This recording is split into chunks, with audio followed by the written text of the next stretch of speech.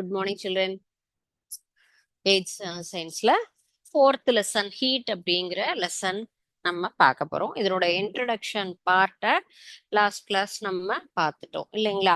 So இந்த செஷன்ல நம்ம பார்க்க போறது எஃபெக்ட்ஸ் ஆஃப் ஹீட் அப்படிங்கிற கான்செப்ட்ல என்னென்ன எஃபெக்ட்ஸ் இருக்கு, expansion, increase in temperature, change in state, இந்த மூணு கான்செப்டையும் நம்ம தெரிஞ்சுக்க போறோம். Okay, before that we are going to learn one Thirukkural. குறள் எண் 1025. குற்றம் இலனாய் குடி செய்து வாழ்வானை சுற்றமா சுற்றும் உலகு. குற்றம் இலனாய் குடி செய்து வாழ்வானை சுற்றமா சுற்றும் உலகு. குறள். இந்த குறளினுடைய கருத்து என்ன அப்படின்னு சொன்னா, எந்த தவறும் இல்லாமல் உழைப்பவர்களை எல்லோருமே இந்த உலகத்துல என்ன பண்ணுவாங்க, போற்றுவார்கள். அவங்கள யாருமே இகழ மாட்டார்கள். எந்த ஒரு வேலையுமே தவறில்லைன்னு சொல்லுவாங்க இல்லையா?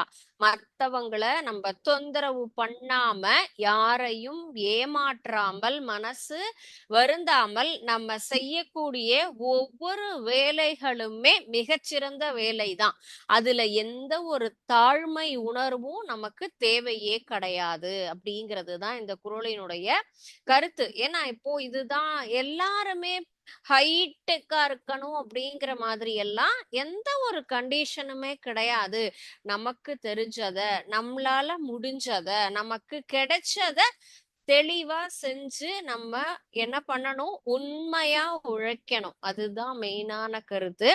சின்ன வேலையா இருந்தாலுமே அடிப்படையா அதுல இருந்து இப்ப நீங்க வந்துட்டு பெரிய பெரிய தலைவர்களினுடைய எல்லாருடைய ஹிஸ்டரியும் எடுத்து பாத்தீங்கன்னா, எல்லாருமே பார்ன் வித் சில்வர் ஸ்பூனே கிடையாது. எல்லாரும் பிறக்கும் போதே மிகப்பெரிய பணக்காரர்களாகவும் செல்வந்தர்களாகவும் பிக் ஷாட்டாவும் யாருமே கிடையாது. அவரவர்கள் அவர்களுடைய சுய உழைப்பில முன்னேறி வந்தவர்கள் தான் எல்லாருமே. ஒரு சிலர் மட்டும்தான் அந்த மாதிரி அவங்க அப்பாவுடைய தலைமுறை அதே மாதிரி மிகப்பெரிய செல்வந்தர்னு வந்திருக்கலாம். சோ குற்றம் இலனாய் குடி செய்யுதுன்னா, எந்த வேலை செஞ்சாலும் நம்ம என்ன பண்ணணும், எந்த தப்பும் இல்லாம உழைக்கிறவங்களுக்கு கிடைக்கக்கூடிய பெருமை என்பது எல்லோரும் போற்றக்கூடியதா தான் இருக்கும். அதுல எந்த ஒரு கிடையாது. புரியுதா ஸ்டூடெண்ட்ஸ்? சோ நம்ம லைஃப்ல என்ன கிடைக்குதோ, நம்மளால என்ன முடியுதோ அந்த டயத்துல நம்ம கிடைக்கிறத தெளிவா அழகா அந்த வேலைகளை செய்யணும். வேலைன்னா மட்டும் இல்ல, படிப்பாகட்டும், படிக்கிற டயத்துல இருக்கக்கூடிய வேலைகளாகட்டும், எந்த செயலையுமே நம்ம தெளிவா உண்மையா செய்யணும். அந்த உழைப்போட செய்யும் பொழுது அதற்குண்டான பலன் என்பது நிச்சயமாக காலம் கொடுக்கும். அதில் எந்த ஒரு மாற்றமும் கிடையாது. ஒரு சின்ன story related to this topic. ஒரு ஊர்ல வந்துட்டு என்னன்னா, சிற்பி ஒருத்தர் இருக்கார் இல்லையா? நம்ம சிற்பி அப்படின்னு சொன்னா சிற்பங்களை உருவாக்குபவர்கள். சிற்பங்கள் அப்படின்னு சொன்னா கோயில்களுக்காகட்டும் அல்லது பொது இடங்களுக்காகட்டும் எல்லா இடங்களுக்கும் நம்ம என்ன பண்றோம், சிற்பங்களை செதுக்கிறோம். Nowadays there is no differentiation for boys and girls இல்லையா? இப்போ ஒரு சர்டன் பீரியடுக்கு முன்னாடி பார்த்தா இது ஜென்ஸ் செய்யற வேலை, இது லேடிஸ் செய்யற வேலை அப்படின்லாம் இருந்தது. இப்போ அப்படி கிடையாது. எல்லா technical ஃபீல்டுலயும் both are equal. There is no differentiation. எந்த ஒரு கருத்து மாறுபாடும் நமக்கு கிடையாது. ஏரோப்ளேன் ஓட்டுவாங்க, ட்ரெயின் ஓட்டுவாங்க, பஸ் ஓட்டுறாங்க, கார் ஓட்டுறாங்க. இதே மெக்கானிக்கல் ஃபீல்டு, எலக்ட்ரிக்கல் ஃபீல்டு, எல்லா இடத்துலயுமே சிவில் சர்வீஸ், எந்த இடத்துலயுமே எந்த மாறுபாடும் இல்லாம ஐடிஐ படிக்கணும், டிப்ளமோ படிக்கணும்னா பசங்க தான், பொண்ணுங்க கிடையாது அப்படின்லாம் எந்த ஒரு வேலையும் கிடையாது. நமக்கு நம்ம கிட்ட அந்த கலை இருக்குன்னு சொன்னா அதுல இருந்து நம் வாழ்க்கையை சிறப்பாக முன்னேற்றி அமைச்சுக்கணும். இதுல எந்த ஒரு என்ன சொல்லக்கூடாது, கருத்து மாறுபாடும் இருக்கக்கூடாது. அந்த சிற்பிக்கு ஒரு பொன் குழந்தை. அந்த குழந்தையும் there is much interested to do that work. அந்த ஒர்க்க பண்றதுக்கு ரொம்ப ஆர்வமா இருக்காங்க. அதுல அவங்களுக்கு சிறப்பாகவும் வருது. அப்பா இல்லாத நேரத்துல அவங்க சின்ன சின்ன சின்ன சிற்பங்களை அழகா செதுக்குறாங்க. ரொம்ப நேர்த்தியா அழகா வருது. ஆனா அந்த வீட்டுல இருக்கக்கூடிய ஒரு சிலர்கள்லாம் என்ன சொல்றாங்க, இது பொன் குழந்தை செய்யற வேலையே கிடையாது, நீ போய் படிக்கிறியா, வேற ஏதாவது வேலையை பாக்குற, இல்ல வீட்டுல சமைக்கிற, துணி துவைக்கிற, தையல்லாம் கத்துக்கோ, இதெல்லாம் உனக்கு வேண்டாம், இதெல்லாம் ஆம்பளைங்க செய்யற வேலைன்னு சொல்லி அந்த குழந்தைய டிஸ்கரேஜ் பண்றாங்க.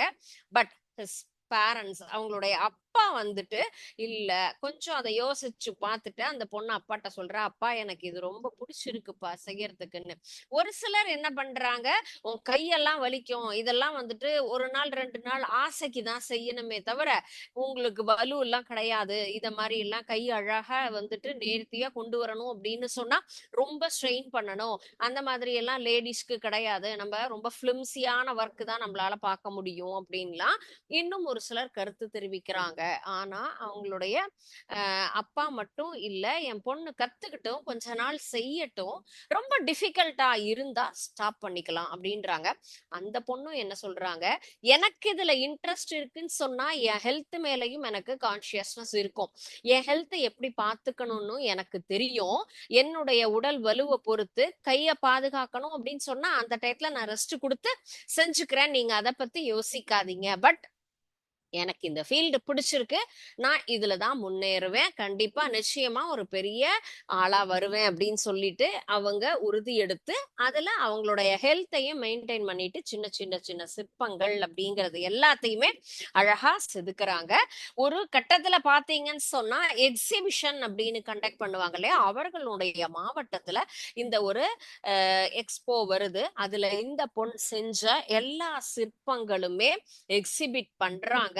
அது ரொம்ப எல்லாருக்குமே வியூயர்ஸ்க்கு புடிச்சு போய், அதுவும் அவருடைய பெரிய பெரிய தலைவர்கள் சிற்பங்கள் எல்லாமே ரொம்ப அழகா நேச்சுரலாவே இருந்தது.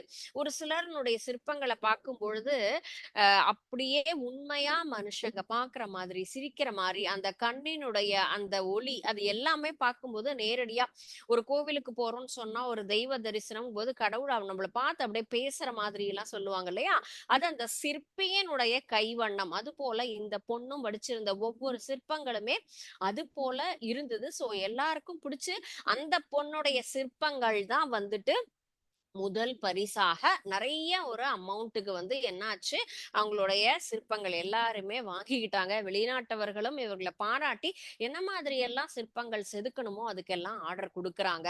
சோ அந்த ஊர் மக்கள் அப்போ அந்த குழந்தையினுடைய திறமையை மெச்சி, ஓகே இனிமே யாருமே எந்த ஒரு ஃபீல்டுலயும் திறமையோடு இருந்தாங்கன்னு சொன்னா அதை நம்ம என்கரேஜ் பண்ணணும். அதான் குற்றம் இல்லனாய் குடி செய்து, மற்றவர்களுக்கு எந்த ஒரு தீங்கும் இல்லாமல் நாம் செய்யக்கூடிய ஒவ்வொரு வேலைகளுமே நிச்சயமாக ஒரு நாள் உலகத்தாரால் அங்கீகரிக்கப்படும் அப்படிங்கிற அந்த ஒரு கருத்து தான் நம்ம இந்த குறள்ல இருந்து தெரிஞ்சுக்கிறோம். So this is for your life also. So listen students, இத கேட்கிற எல்லாருமே நீங்க கண்டுபிடிக்கணும், அதுதான் உன்னுடைய வேலை, என்னுடைய திறமை என்ன, உனக்கு என்ன இன்ட்ரெஸ்ட் இருக்கு அப்படிங்கிறத நீ அதை கண்டுபிடிச்சு அதுல எந்த ஒரு தவறும் இல்லாமல் நேர்மையாக அழகா உழைச்சோன்னு சொன்னா சக்சஸ் அப்படிங்கிறதுல நமக்கு எந்த ஒரு மாற்றமும் கிடையாது. Okay, so effects of heat expansion அப்படிங்கிறது தான் ஃபர்ஸ்ட் கான்செப்ட். எக்ஸ்பான்ஷன் அப்படின்னா என்னதுமா, விரிவடைதல் அப்படிங்கிறது. விரிவடைதல் அப்படின்னு சொன்னா எல்லா பொருள்களுமே வெப்பத்தின் பொழுது நிச்சயமாக விரிவடைய கூடும். விரிவடைகிறது அப்படின்னு சொன்னா பெரிதாகும் அப்படிங்கிறது தான், அதனுடைய அளவில் பெரிதாகும் எக்ஸ்பான்ஷன். நம்ம அதை ஹீட் பண்ணும் பொழுது பெருசாகும், ஹீட்டை ரெடியூஸ் பண்ணிட்டோம் அப்படின்னு சொன்னா என்ன ஆகும், ஆஸ் இட் இஸ் அதனுடைய ரியல், அதனுடைய கரெக்டான ஒரு ஸ்ட்ரக்சர் அப்படிங்கிறது திரும்பியும் ரீகெயின் ஆயிடும். இதற்கு பெஸ்ட் எக்ஸாம்பிள் ஒரு எக்ஸ்பெரிமெண்ட், ஒரு மெட்டல் பால் ஒரு ஸ்டாண்ட்ல என்ன பண்றோம், ஒரு ஹுக், ஒரு வளையம் மாதிரி இருக்கு, இது ஒரு உலோக உருண்டை. இந்த உலோக உருண்டைய என்ன பண்றோம், இந்த வளையத்துல நம்ம பாஸ்கெட் பால் விளையாடுறோம் இல்லையா, கூடைப்பந்து அப்படின்னு. கூடைப்பந்து விளையாட்டு என்னது, நம்ம மேல இருக்கக்கூடிய அந்த வளையத்துல பந்த கரெக்டா கோல் போடணும், அதுதான் இல்லையா. அது போல இந்த இடத்துல என்ன பண்றோம், இந்த பால இன்சர்ட் பண்றோம் இந்த ரிங்ல. சோ ஃபர்ஸ்ட் இனிஷியலா என்ன ஆகுது, ரொம்ப அழகா ஃபுல்லுமே அந்த பால் அப்படிங்கிறது உள்ள இன்சர்ட் ஆகி வெளியில வந்துடுது. சோ இதனுடைய சைஸ் அப்படிங்கிறது என்ன இருக்கு, நார்மலா இருக்கு. அதனால அந்த வளையத்துக்குள்ள புகுந்து அந்த பாலாகப்பட்டது என்ன ஆயிடுச்சு, அந்த உலோக உருண்டை அந்த வளையத்துல உள்ள வந்து வெளியில வந்துருது. ஓகே, சோ நெக்ஸ்ட் இது ஒரு சிச்சுவேஷன். அதே இத அடுத்த ஒரு ஸ்டாண்ட் எடுத்தோ என்ன பண்றோம், இதே மாதிரி உலோக உருண்டைய என்ன பண்றோம், ஹீட் பண்றோம். வெப்பப்படுத்தும் பொழுது இந்த வெப்பமாகப்பட்டது இந்த வளையத்தில் வரக்கூடிய இந்த உலோக பந்தில் படும் பொழுது இந்த உலோக பந்தாகப்பட்டது என்ன ஆகும், எக்ஸ்பாண்ட் ஆகும். சோ எக்ஸ்பாண்ட் அப்படிங்கிறது விரிவடைதல். விரிவடையும் பொழுது இது எக்ஸ்பாண்ட் ஆயிடுது ஹீட்ல. அப்போ இந்த வளையத்துக்குள்ளார பால் இன்சர்ட் ஆகாது, வளையத்தை தாண்டி வெளியில வராது. So when we want to heat the metal material, automatically the metal will be expanded due to the heat. வெப்பத்தினால் அந்த உலோக பந்தாகப்பட்டது விரிவடைஞ்சதுனால இந்த வளையத்துக்குள்ளார வரல. சோ எக்ஸ்பான்ஷன் அப்படிங்கிற கான்செப்டுக்கு உண்டான ஒரு பெஸ்ட் எக்ஸ்பெரிமெண்ட் அப்படின்னு சொல்லலாம். சோ ஆரம்பத்துல பார்க்கும்போது என்னாச்சு, இனிஷியலா அதுல உள்ள இன்சர்ட் ஆச்சு. ஆனா ஹீட் பண்ணதுக்கு அப்புறமா இதுல இருக்கக்கூடிய ஆட்டம்ஸ் அண்ட் மாலிகூல்ஸ், உள்ள இருக்கக்கூடிய அணுக்களும் மூலக்கூறுகளும் வெப்பத்தினால் விரிவடைகின்றது. ஒவ்வொரு பொருளிலையுமே என்ன இருக்கு, ஆட்டம்ஸ் அண்ட் மாலிகூல்ஸ் அப்படிங்கிறது இருக்கு இல்லையா. அந்த அணுக்கள் வெப்பப்படுத்தும் பொழுது விரிவடையும். சோ இதையே இன்னொரு 10 மினிட்ஸ் கழிச்சு நம்ம என்ன பண்றோம், இத ஆஃப் பண்ணிட்டோம்னு சொன்னா ஆட்டோமேட்டிக்கலி ஷ்ரிங்க் ஆகி ஈஸியா உள்ள நுழைஞ்சிடும். அதுதான் வெப்பப்படுத்தும் பொழுது அந்த அணு மூலக்கூறுகள் விரிவடையும். அதனுடைய அளவுல விரிவடையும் பொழுது அந்த பொருள் என்பது என்ன ஆகும், நமக்கு ஆட்டோமேட்டிக்கா விரிவடையும். So atoms and molecules are vibrated, அந்த இடத்துல அதிர்வடைந்து நமக்கு விரிவடையும். அந்த மாதிரி ஒன்றோடு ஒன்று என்ன ஆகும், இந்த இடத்துல ஃபுல்லுமே கிளாஷ் ஆகி மோதிக்கொண்டு அந்த பொருளை விரிவடைய செய்யும். சோ அதே அந்த ஹீட் எனர்ஜி இந்த அட்மாஸ்பியர் சுற்றுப்புறத்துல இருக்கக்கூடிய அந்த வெப்ப ஆற்றல் அப்படிங்கிறது குறைஞ்சிடுது. நம்ம இது என்ன பண்ணலாம், ஆஃப் பண்ணிட்டோம் அப்படின்னு சொன்னா ஆஃப்டர் 10 மினிட்ஸ் ஆட்டோமேட்டிக்கா என்ன ஆகும், அந்த பால்ங்கிறது உள்ள வளையத்திற்குள்ளார இன்சர்ட் ஆகி வெளியில வந்துரும். அதுல ஈஸியா உள்ள நுழைஞ்சிரும். அதான் ஏன்னு கேட்டா அந்த வெப்பமாகப்பட்டது டிக்ரீஸ் ஆயிடுது. Heat energy was decreased when we want to off the candle. அந்த நம்ம விளக்க ஆஃப் பண்ணிட்டோம்னு சொன்னா இந்த பாத்திரம், ஒரு அடுப்புல நம்ம பாத்திரம் சூடு பண்றோம், சூடு பண்ணும் போது தொட முடியாது, ரொம்ப சூடா இருக்கும் இல்லையா.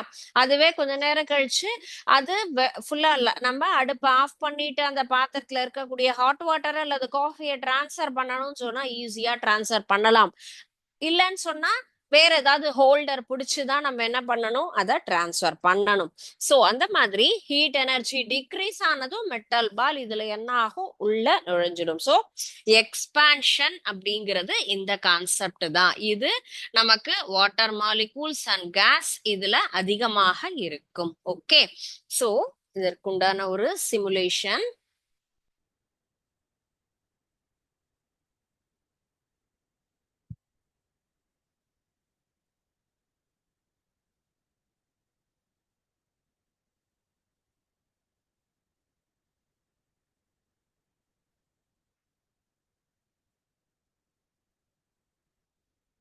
So different kinds of metals எக்ஸாம்பிள்ஸ்க்கு நம்ம எடுத்துக்கலாம். Steel, aluminium, copper, concrete, glass. So இது எல்லாமே என்னது, இதெல்லாம் உலோகம். இது கான்கிரீட் அப்படின்னு சொன்னா சிமெண்ட், கிளாஸ் மெட்டீரியல். ஸோ இது ஒவ்வொன்றுக்கும் அந்த டெம்பரேச்சர் வேரியேஷன் இருக்கு. ஸோ அந்த வெப்பநிலை மாறுபாட்டுல நம்ம எப்படி இதை வந்துட்டு நம் ஃபுல்லும் மாறுபடுத்துறோம் அப்படிங்கிறது தான் இந்த சிமுலேஷன். ஸோ தெர்மல் எக்ஸ்பான்ஷன், வெப்பப்படுத்துவதனால் இதில் நமக்கு வரக்கூடிய மாற்றங்கள் என்ன அப்படின்னு தான் தெரிஞ்சுக்க போறோம்.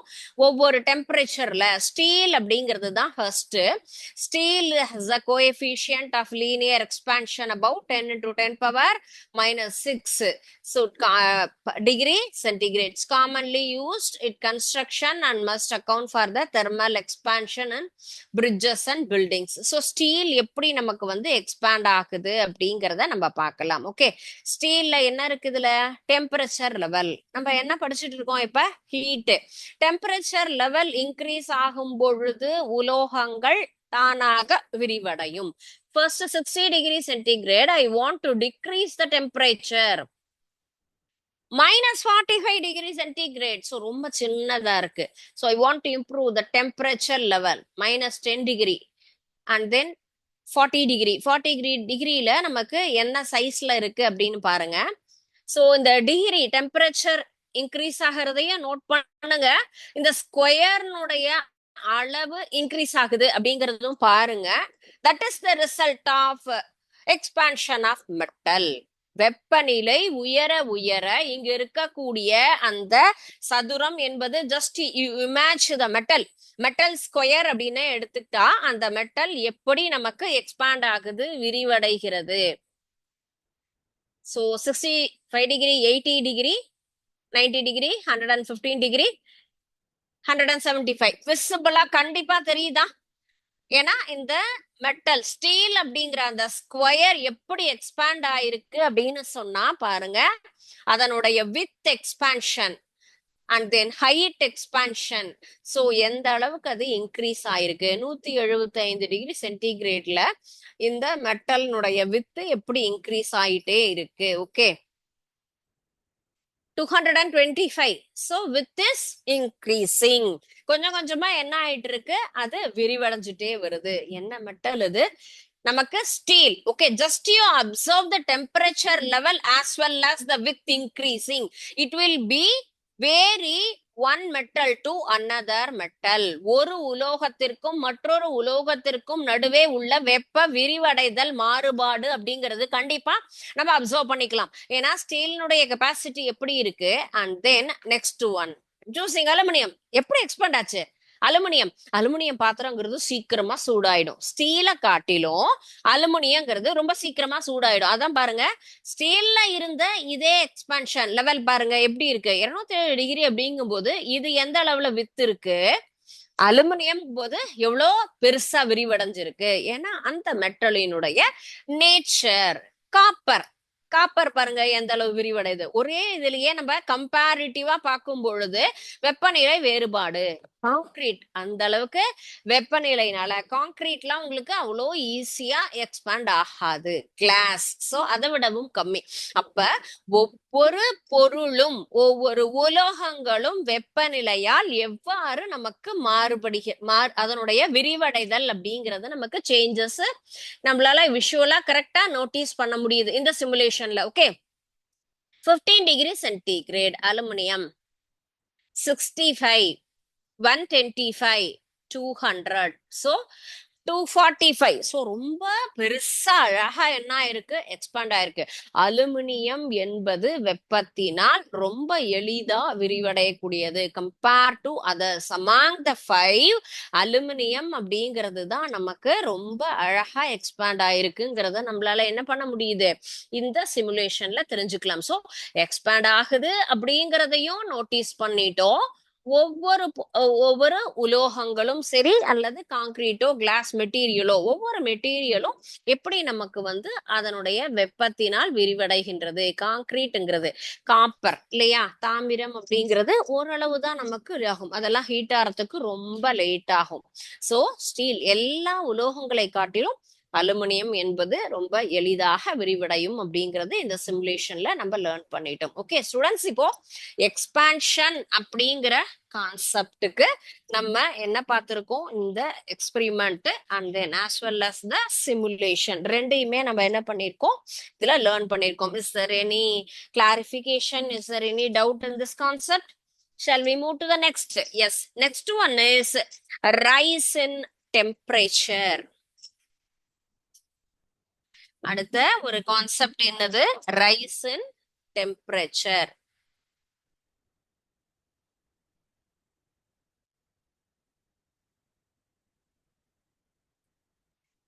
ரைஸ் இன் டெம்பரேச்சர் அப்படிங்கிறது எந்த பொருளுக்காக நமக்கு எதுல எடுத்துக்கிறோம் அப்படின்னு கேட்டா, இந்த வெப்பநிலை உயர்வு அப்படிங்கிறது நம்ம பாக்குறது விரிவடைதல். வெப்பநிலை உயர்வுங்கிறது ஃபர்ஸ்ட் தண்ணியில. தண்ணி என்பது எவ்வாறு நமக்கு வெப்பநிலையில் வேறுபடுகின்றது, வெப்பநிலை உயரும் பொழுது எவ்வாறு அதனுடைய இப்ப தண்ணிய கொதிக்க நம்ம வந்து ஹீட் பண்றோம் அப்படின்னு சொன்னா எப்படி அது ஹீட்டால ரைஸ் ஆகுது அப்படிங்கிறது தான் இப்போ இந்த கான்செப்ட். ஓகே, சோ இதுக்கு உண்டான கான்செப்ட் என்ன நமக்கு புக்ல கொடுத்திருக்கிறது அப்படின்னு சொன்னா, ஒரு 2 பீக்கர்.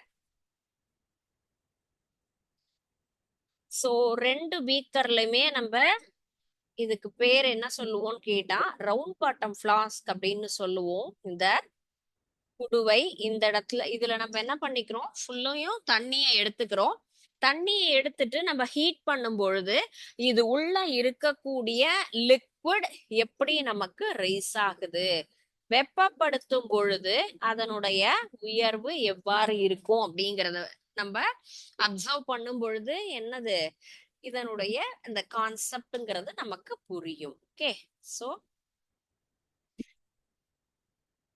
இதுல கேண்டில் இருக்கு, பட் என்ன ஆகல, நம்ம ஹீட் பண்ணல, இனிஷியலா இருக்கு அப்படின்னு நம்ம எடுத்துக்கலாம். சோ இத நல்லா ஹீட் பண்ணும் பொழுது எப்படி இருக்கு, ஃபர்ஸ்ட் இனிஷியலா இதுல என்ன பண்றோம், வாட்டர் அப்படிங்கறத ஃபில் பண்ணிக்கிறோம். இந்த 2 பீக்கர்லயுமே என்ன இருக்கு, தண்ணி இருக்கு.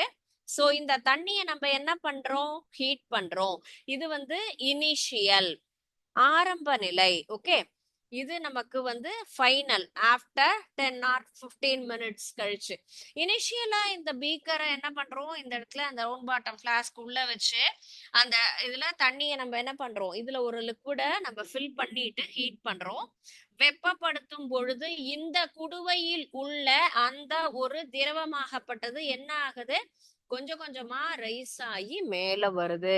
சோ இதனுடைய பாட்டம் பார்ட்ல மட்டும் இருக்கக்கூடிய அந்த லிக்விட் ஆஃப்டர் ஹீட்டிங் நம்ம ஒரு 15 மினிட்ஸ் என்ன பண்றோம், ஹீட் பண்றோம். ஹீட் பண்ணும் பொழுது அந்த லிக்விட் அப்படிங்கிறது என்ன ஆகுது, உள்ள இருக்கக்கூடிய திரவமாகப்பட்டது நல்ல மேல எழும்பி இந்த டாப் வரைக்கும் வருது.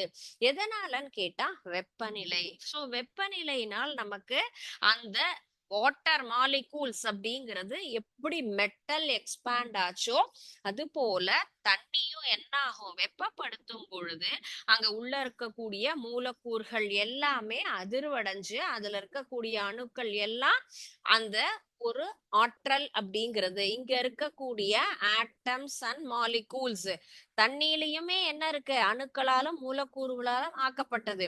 சோ ஹீட் பண்ணும் பொழுது அது வெப்பம் அடைஞ்சு என்ன ஆகும், அங்க ஒரு இயக்க ஆற்றல் அப்படிங்கிறத உருவாக்கும். அந்த இயக்க ஆற்றல் மூலம் என்ன ஆகும், அந்த வெப்ப ஆற்றலால அந்த நீராகப்பட்டது உயர்கிறது. இதையும் நம்ம என்ன பண்ணலாம், ஹீட்டை ரெடியூஸ் பண்ணிட்டோம்னா automatically it will be degrees.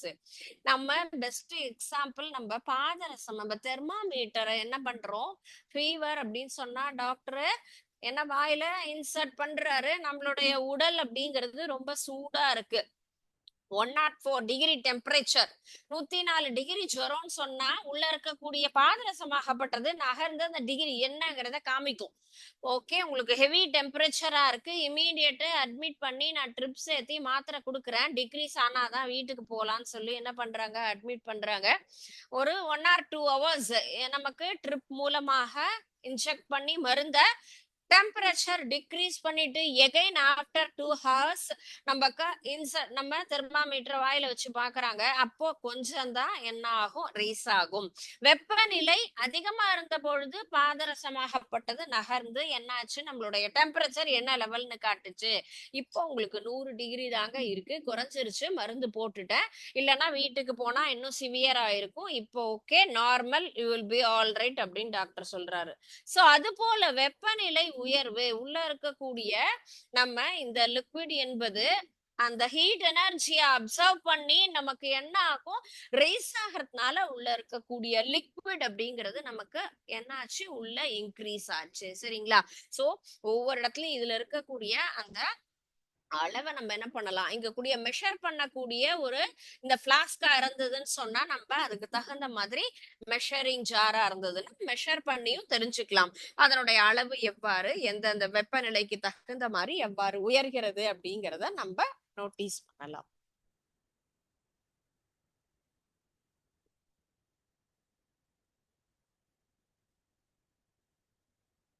So see this simulation. இதுல நமக்கு எப்படி வாட்டர் மாலிகூல்ஸ் தான் இல்லையா, நம்ம என்ன பண்ணிருக்கோம், இந்த அங்க ஒரு சின்ன குடுவைன்னு சொன்னோம் இல்லையா, இங்க என்ன இருக்கு, ஒரு சின்ன டெஸ்ட் டியூப் பாட்டம் இருக்கு. சோ தண்ணி இல்லையா, சோ தண்ணியில இப்போ டெம்பரேச்சர் இன்க்ரீஸ் ஆகுது. டெம்பரேச்சர் லெவல் அப்படிங்கிறது டைமிங் கொடுத்துருக்காங்க, ஹீட்டிங் ரேட்டு. சோ என்ன பண்ணலாம், ஸ்லோவா ஹீட் பண்ணினா எப்படி ரைஸ் ஆகும், ஃபாஸ்டா ஹீட் பண்ணினா எப்படி ரைஸ் ஆகும் அப்படிங்கறத நம்ம என்ன பண்ணலாம், இந்த இடத்துல கவனிக்கலாம். இப்ப என்ன சொன்னோம், நம்ம மெஷரிங் ஜாரா இருந்தது சொன்னா மெஷர் பண்ணலாம்னு சொல்லியிருக்கோம் இல்லையா.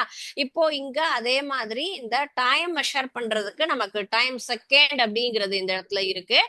Slow heat as well as fast heat, மெதுவாக வெப்பப்படுத்தும் பொழுது அதிகமாக வெப்பப்படுத்தும் பொழுது எவ்வாறு இந்த நீராகப்பட்டது உயர்கிறது, ரொம்ப அழகா விஷுவலா நம்ம என்ன பண்ணலாம், இந்த சிமுலேஷன் மூலமா தெரிஞ்சுக்கலாம். ஓகே, ஸ்டார்ட் ஹீட்டிங் வெப்பநிலை, நான் ஸ்லோ ஹீட்டை சூஸ் பண்ணிருக்கேன். ஸ்லோ ஹீட் அப்படிங்கும் போது பாருங்க 5 செகண்ட் 6 செகண்ட் 7 செகண்ட், எப்போ ரொம்ப ஸ்லோவா என்ன ஆகுது, ரைஸ் ஆகுது. நான் அடுப்பினுடைய அளவை ஸ்லோவா வச்சிருக்கேன் அப்படிங்கிறது. சோ என்ன ஆயிடுச்சு, இப்போ இந்த இடத்துல ஃபுல்லும் ஃபில் ஆயிடுச்சா.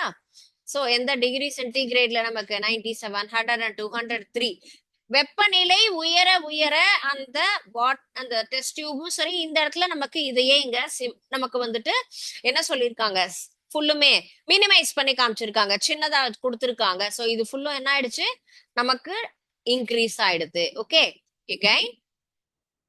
இப்போ ஸ்டார்ட் ஹீட்டிங் ஃபாஸ்ட் ஹீட். ரொம்ப அதிகமா நான் அடுப்பு வச்சிருக்கேன், எனக்கு சீக்கிரமா பசிக்குது, காஃபி வேணும் அப்படின்னு சொன்னா என்ன பண்ணலாம், வேகமா அடுப்பு வச்சிருப்போம், சீக்கிரமா பால் காயணும். பாருங்க ஃபுல்லா ரொம்ப இந்த இடத்துல டெம்பரேச்சர்ங்கிறது இன்க்ரீஸ் ஆகுது. எந்த அளவுக்கு வேகமாக வெப்பநிலை இருக்கோ அதுக்கு தகுந்த மாதிரி உள்ள இருக்கக்கூடிய atoms and molecules are vibrated, they absorb the heat energy. So அங்க உள்ள இருக்கக்கூடிய எல்லா மாலிகூல்ஸும் வைப்ரேட் ஆகி அந்த வாட்டர் லெவல்ல நமக்கு இன்க்ரீஸ் பண்ணுது. when we want to stop, நான் என்ன பண்றேன், just I want to stop heating, வெப்பநிலையை குறைச்சிடுறேன், ஆஃப் பண்ணிட்டேன். ஆஃப் பண்ணும் பொழுது ஜஸ்ட் யூ நோட்டீஸ் இது என்ன ஆகும், கொஞ்சம் கொஞ்சம் கொஞ்சமா அது தானாகவே அது டிக்ரீஸ் ஆகக்கூடிய நிலை இல்ல, அதே லெவல்ல அப்படியே இருக்கும். அதனுடைய லெவல்ங்கிறது ஒரு சில மணித்துளி கழிச்சுதான் என்ன ஆகும், நமக்கு குறையுங்கிறது. ஓகே, ஸ்லோ ஹீட்டிங் அப்படின்னு சொன்னா அதுக்கு தகுந்த மாதிரி பொறுமையா அந்த minutes as well as temperature 5 second 49 6 second 55 அந்த லெவலுக்கு என்ன ஆகுது, நமக்கு அந்த டெஸ்ட் டியூப்ல வாட்டர்னுடைய லெவல்ங்கிறது இன்க்ரீஸ் ஆகுது, டெம்பரேச்சர் இன்க்ரீஸ் ஆகிறதுனால. ஸ்டாப் ஹீட்டிங் என்ன ஆகும், வெப்பநிலையை நான் ஆஃப் பண்ணிட்டேன் அப்படின்னு சொன்னா உயர்ந்த நிலை என்பது அதோட அப்படியே ஸ்டாப் ஆயிடும்.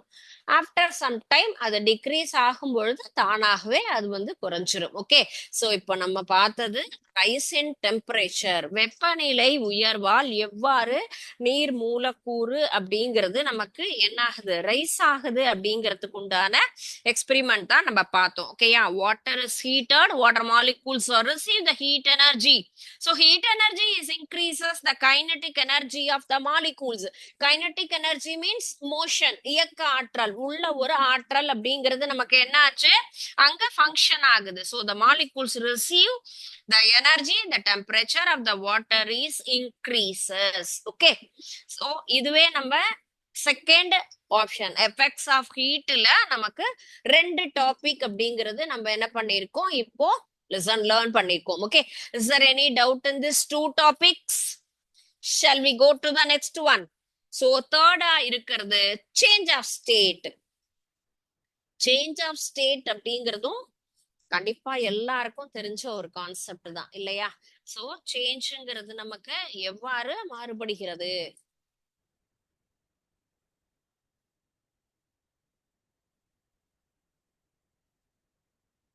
நிலை மாற்றம். நிலை அப்படிங்கிறது என்னதுப்பா? 3 நிலைகள்ல இருக்கு. நம்மள சுத்தி என்னென்ன ஸ்டேட்லாம் இருக்கு? Liquid state, solid state and then gas. இந்த 3 ஸ்டேட்டும் இருக்கு இல்லையா? திடப்பொருள், திரவ பொருள் அண்ட் வாயு. 3 ஸ்டேட்லயுமே நம்மள சுத்தி என்ன ஆகுது? மெட்டீரியல்ஸ் எல்லாமே இருக்கு. ஒவ்வொரு மெட்டீரியல்ஸ்லுமே அதுக்கு தகுந்த மாதிரியான மாலிகூல்ஸ் அரேஞ்ச்மெண்ட்ஸ் இருக்கும். சோ சேஞ்ச் ஆஃப் ஸ்டேட் அப்படின்னு சொன்னா நிலை மாற்றம். நிலை மாற்றம்ங்கிறது எப்படி நடக்கும்? இப்போ சம்மர் சீசன் அப்படின்னு சொன்னா ஐஸ் கியூப் எடுத்துக்கிறோம். ஐஸ் கியூபை எடுத்து நம்ம வெளியில வைக்கிறோம். ஐஸ் கியூப சம்மர்ல நம்ம வெளியில வைக்கிறோம் அப்படின்னு சொன்னா ஒரு வித்தின் 5 மினிட்ஸ்லயே கண்டிப்பாக என்ன ஆகும்? மெல்ட் ஆயிடும். கண்டிப்பா மெல்ட் ஆகி என்ன ஸ்டேட்டுக்கு மாறிடும்? லிக்விட் ஸ்டேட்டுக்கு மாறிடும். சாலிட்ல இருந்து லிக்விட் ஸ்டேட்டுக்கு மாறுது. இது summer season or otherwise winter season. Winter season அப்படின்னு சொன்னா இதே ஐஸ் கியூப நம்ம வெளியில வைக்கிறோம். Or otherwise in hill station, Kodaikanal, Ooty, Yercaud மலைப்பாங்கான பகுதியில போறோம். அதுவும் என்ன சீசன்ல? ஜான்வரி பிப்ரவரியில போறோம் அப்படின்னு சொன்னா டிசம்பர் ஜான்வரினா அதனுடைய டெம்பரேச்சர் லெவல்ங்கிறது ரொம்ப லோவா இருக்கும். அப்ப நீ என்னதான் ஐஸ் கியூப் எடுத்து வெளியில வச்சாலும் அது அதே லெவல்ல தான் இருக்கும். அவ்வளவு சீக்கிரம் என்ன ஆகாது? மெல்ட் ஆகவே ஆகாது. ஏன்னா அந்த வெப்பநிலை மாறுபாடு ரொம்ப குறைவான வெப்பநிலையில இருக்கும் இல்லைங்களா? அதனால அங்க அவ்வளவு சீக்கிரமா நமக்கு அந்த ஸ்டேட் சேஞ்சஸ் அப்படிங்கிறத நம்மளால அப்சர்வ் பண்ண முடியாது. ஓகே, சோ இதுவே வாட்டர் மாலிகூல்ஸ் அப்படிங்கிறத நம்ம எப்படி இது ஃபுல்லும் மெல்ட் ஆகுது அப்படின்னு சொன்னா சம்மர் சீசன்ல நமக்கு வெளியில இருக்கக்கூடிய அட்மாஸ்பியர்ல இருக்கக்கூடிய லெவல் என்ன இருக்கும்? ஹீட் எனர்ஜி அப்படிங்கிறது அதிகமாக இருக்கும் இல்லையா? ஹீட் அப்படிங்கிறது சம்மர்ல நமக்கு மே மாசம், ஜூன் மாசம், ஏப்ரல் மந்த் அப்படின்னு சொன்னா அட்மாஸ்பியர்னுடைய heat level, temperature level is high இல்லையா? அப்போ அந்த டயத்துல என்ன ஆகும்? நமக்கு ice cube absorb the heat energy, வெப்ப ஆற்றலை தான் உள்ளெடுத்து கொண்டுதான் இந்த ஐஸ்கிரீமோ ஐஸோ என்ன ஆகும்? நமக்கு மெல்ட் ஆகும். சோ நிலை மாற்றம் என்பது அந்த பொருளாகப்பட்டது வெளியில இருக்கக்கூடிய அந்த வழியில் இருக்கக்கூடிய என்ன எனர்ஜி ஹீட் அதிகமா இருக்கா அல்லது நமக்கு டெம்பரேச்சர் லெவல் டிக்ரீஸ் ஆயிருக்கா, அதுக்கு தகுந்த மாதிரி தான் தன்னை என்ன பண்ணும்? மாத்தி கொள்ளக்கூடிய நிலைமை, ஃபோர்ஸ். நமக்கு எப்படி உள்ள இருக்கக்கூடிய ஆட்டம்ஸ் அண்ட் மாலிகூல்ஸ் எல்லாம் வைப்ரேட் ஆச்சு, rice in temperature and then expansion. இந்த 2 கான்செப்ட்லயும் எப்படி நமக்கு வந்துட்டு அந்த வெப்பநிலை மாற்றம் அதனால நமக்கு ஏற்பட்ட ஒரு சேஞ்சஸ்ங்கிறத விஷுவலா பார்த்தோம் இல்லையா? இதே ஐஸ் கியூப்ல இருக்கக்கூடிய மாலிகூல்ஸ்குள்ளார நமக்கு என்ன இருக்கும்? அந்த அட்ராக்ஷன் அப்படிங்கிறது அதிகமாக இருக்கும். Because solid materials are closely packed. எப்படி இருக்கும்? நமக்கு அணுக்களும் மூலக்கூறுகளும் திடப்பொருள் அப்படின்னு சொன்னா நெருக்கமாக பிணைக்கப்பட்டிருக்கும்.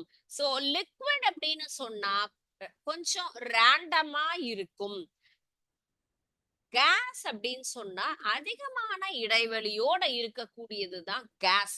அப்ப ஒவ்வொரு மெட்டீரியலுமே அணுக்களாலும் மூலக்கூறுகளாலும் தான் என்ன ஆயிருக்கு? ஃபுல்லுமே பாண்டிங் ஆயிருக்கும். அந்த bonding nature is close solid, little bit expand in liquid state, highly expand.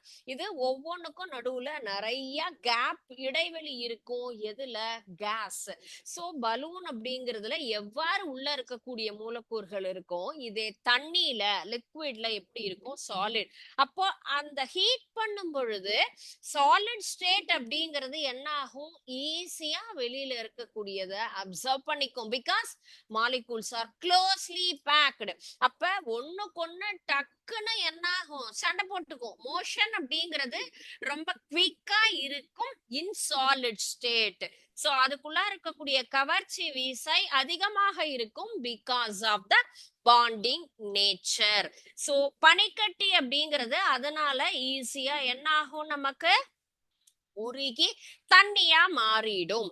So இத நம்ம ஹீட் பண்றோம் அப்படின்னு சொன்னா, நம்ம சாதாரண தண்ணிய நம்ம ஹீட் பண்றோம்னு சொன்னா அதை விட அவ்வளோ குயிக்கா மெல்ட் ஆகாது, கொஞ்சம் நேரம் எடுத்துக்கும் அந்த வாட்டர் மாலிகூல்ஸ் அப்படிங்கிறது ஹீட் ஆகிறதுக்கு.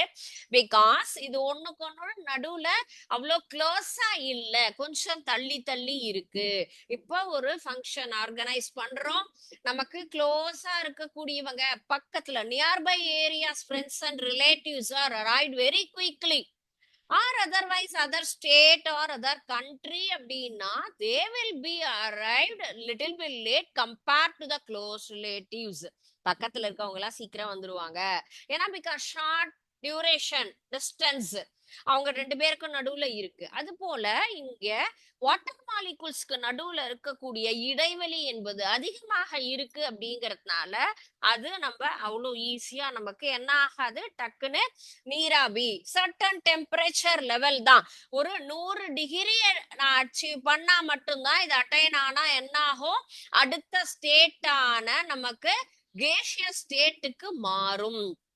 ஒரு குறிப்பிட்ட வெப்பநிலை வெப்பப்படுத்திய பிறகுதான் நீராகப்பட்டது வாயு நிலைக்கு மாறும். சோ அண்ட் தென் கேஸ் அப்படின்னு சொல்லும் பொழுது அதை விட அதனுடைய மாலிகூல்ஸ் லெவல் அப்படிங்கிறது இன்னும் அதிகமா இருக்கும். சோ அது இன்னுமே அதிகமான டைம் எடுத்துக்கும் அடுத்த ஸ்டேட் சேஞ்சஸ் அப்படிங்கிறது. ஓகே, சோ ஸ்டேட் சேஞ்சஸ் அப்படிங்கிறது டிபெண்ட்ஸ் அப்பான் தர் பாண்டிங் நேச்சர். சோ அதனுடைய நிலை மாற்றம், ஒவ்வொரு பொருளினுடைய நிலை மாற்றம் என்பது அதற்குள்ள இருக்கக்கூடிய அந்த பொருளினுடைய மூலக்கூறுகள் அணுக்களினுடைய அமைப்பை பொறுத்து இருக்கு. ஓகே, ஒரு பொருள் வெப்ப ஆற்றலை எடுத்துக்கும் போதோ அல்லது அந்த பொருளுக்கு வெப்ப ஆற்றல் கொடுக்கறோம் அப்படின்னு சொன்னா மட்டும்தான் நமக்கு ஸ்டேட் சேஞ்சஸ். எப்போ நமக்கு ஸ்டேட் சேஞ்சஸ் அப்படிங்கிறது மாறும் அப்படின்னு சொன்னா, ஃபர்ஸ்ட் அந்த பொருளுக்கு நமக்கு ஹீட் எனர்ஜிய சப்ளை பண்ணணும், அல்லது அந்த ஹீட் எனர்ஜிங்கிறது அதுல இருந்து நமக்கு ரிலீஸ் ஆகணும். அந்த இடத்துலதான் நமக்கு change of state. So when the material absorb the heat energy, அந்த வெப்ப ஆற்றலை எடுக்கும் பொழுதோ, இப்ப எடுத்துக்குதுன்னு சொன்னா நிலை மாற்றம்னு வரும். Material absorb the heat energy or otherwise the heat energy is evolved, அதுல இருந்து வெளியேறணும். இந்த ரெண்டு விஷயம். இப்போ ஒரு கப் ஆஃப் காஃபி நம்ம எடுத்துக்கிறோம்னு சொன்னா சம்மர்ல இருந்ததுன்னா ஹாட்டாவே இருக்கும். ஹாட்டா இருக்கக்கூடிய காஃபி ஒரு 10 மினிட்ஸ்க்கு ஹாட்டா இருக்கும். இதே வின்டர் சீசன் அப்படின்னு சொன்னா வெளியில இருக்கக்கூடிய டெம்பரேச்சர் லெவல் இஸ் டிக்ரீசிங், ரொம்ப குறைவான வெப்பநிலையில இருக்குங்கும் போது வெப்ப ஆற்றலை எடுத்துட்டு ஈஸியா காஃபிங்கிறது கோல்டு காஃபியா மாறிடும். Hot coffee is converted into cold coffee. அப்ப அந்த சேஞ்சஸ். ஓகே, இந்த இடத்துல நமக்கு ஒரு வெந்நீரை நம்ம ஹீட் பண்றோம் அப்படின்னு சொன்னா என்ன ஆகும், இது சம்மர்னு சொன்னா அவ்வளோ ஈஸியா ஹீட் ஆயிடும் because atmosphere temperature level was high. இதுவே வின்டர் சீசன்னா நமக்கு ஸ்லோவாகும். சேஞ்ச் ஆஃப் ஸ்டேட்டுங்கும் பொழுது ஒரு பொருள் வெப்பத்தை ஏற்கும் பொழுதோ அல்ல வெப்பத்தை வெளியிடும் பொழுதோ தன் நிலையிலிருந்து மாறக்கூடிய தன்மை, அதுதான் நம்ம என்ன சொல்லியிருக்கோம், சேஞ்ச் ஆஃப் ஸ்டேட் அப்படிங்கிறது. இந்த கான்செப்ட்ல நம்ம வந்துட்டு ஒவ்வொரு அந்த சேஞ்சஸ் என்ன, மெல்டிங், வேப்பரைசேஷன், கண்டென்சேஷன், ஃப்ரீசிங், இந்த கான்செப்ட்லாம் இருக்கு. இத பத்தி நம்ம நெக்ஸ்ட் கிளாஸ் டிஸ்கஸ் பண்ணலாம். Okay, what we learn in this session, one is expansion, another one is rise in temperature. Okay, effects of heat la இந்த ரெண்டு கான்செப்டும் நம்ம லேர்ன் பண்ணிருக்கோம் with the help of the simulation. Is there any doubt means you please ask me. அதுல உங்களுக்கு ஏதாவது சந்தேகம் இருக்கா, புரியல அப்படின்னு சொன்னா கேளுங்க. அடுத்த கிளாஸ்ல இல்ல வீட்ல போயிட்டு இந்த டாபிக்ஸ் எல்லாத்தையுமே ரிவைஸ் பண்ணுங்க. ஏதாவது கிளாரிஃபிகேஷன் இருந்ததுன்னா நம்ம நெக்ஸ்ட் கிளாஸ் டிஸ்கஸ் பண்ணலாம். Okay, thank you students. வாழ்க பாரதம், வெல்க தமிழகம்.